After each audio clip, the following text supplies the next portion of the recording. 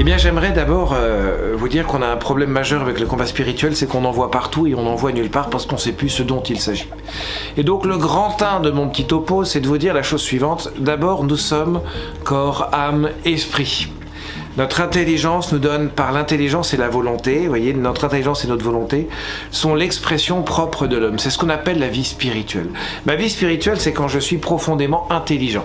C'est-à-dire que je ne suis pas seulement à écouter mes ressentis, à écouter mon feeling, ce qu'il y a de commun avec les animaux, vous voyez, je ne suis pas uniquement dans est-ce que je vais bien, est-ce que je me porte, mais qu'est-ce que je choisis de vivre, comment je choisis de le faire, quel chemin je prends, c'est le chemin de la vertu, c'est le chemin de l'engagement personnel, ça c'est un chemin humain.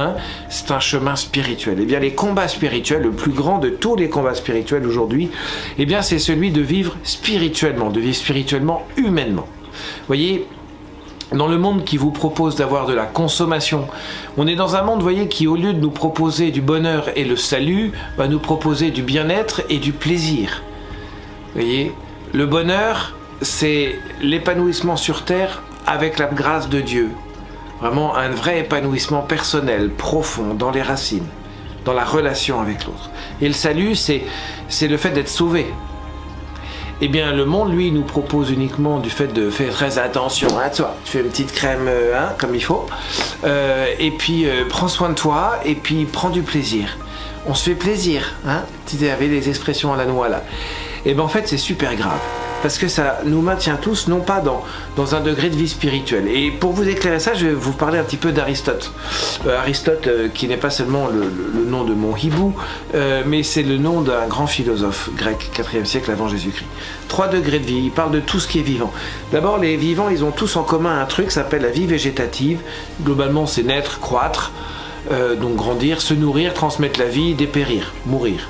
C'est ce qu'il y a de commun entre tous les êtres vivants, mais c'est ce qui est propre aux végétaux. Vous voyez, c'est notre côté végétal qu'on a tous. Tout ce qui vit à ça. La cellule, le machin, la baleine, l'homme, tout ce qui vit à ce degré de vie-là. Et puis il y a un deuxième degré de vie qu'on appelle la vie sensible, avec l'arrivée des sens, 5 chez l'homme, mais beaucoup plus chez l'animal. Eh bien, c'est parce qu'on va avoir à ce moment-là de la sensation, des instincts, des ressentis.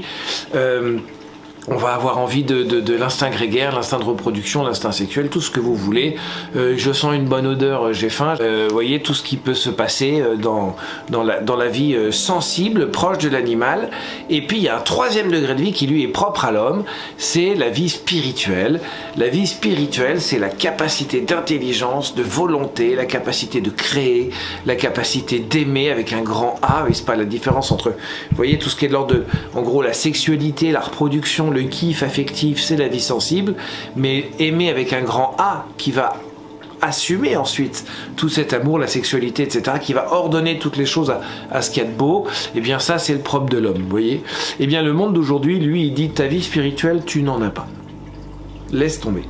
C'est pas d'abord ton intelligence et ta volonté. C'est pas d'abord le choix de la vertu que tu dois faire. Tu dois d'abord faire le choix de ton plaisir, de toi, de ton bien à toi.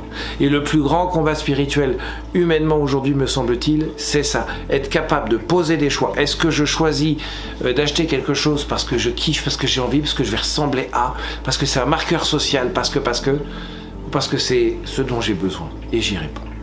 Grand 2, le combat spirituel contre les forces des ténèbres.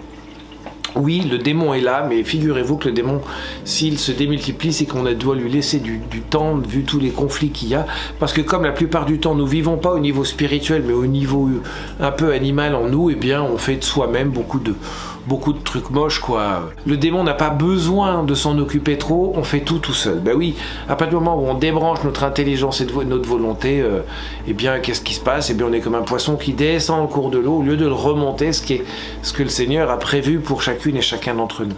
Mais le démon vient vraiment aujourd'hui nous titiller particulièrement, évidemment, donc il vient nous titiller par nos portes ouvertes. Les grandes portes ouvertes, c'est évidemment le péché, en disant non, mais il n'y a pas de mal, vous voyez, l'avortement, n'importe quoi, enfin, tous les péchés, quels qu'ils soient, c'est pas n'importe quoi l'avortement, comprenez bien mon propos, mais tous ces péchés, tout cela, le démon vient parler. c'est la première des portes ouvertes, quand on fait du mal. Et donc, le grand combat spirituel, c'est d'accepter que dans notre vie, il y ait des actes mauvais qui soient utilisables par le démon et qu'il les utilise.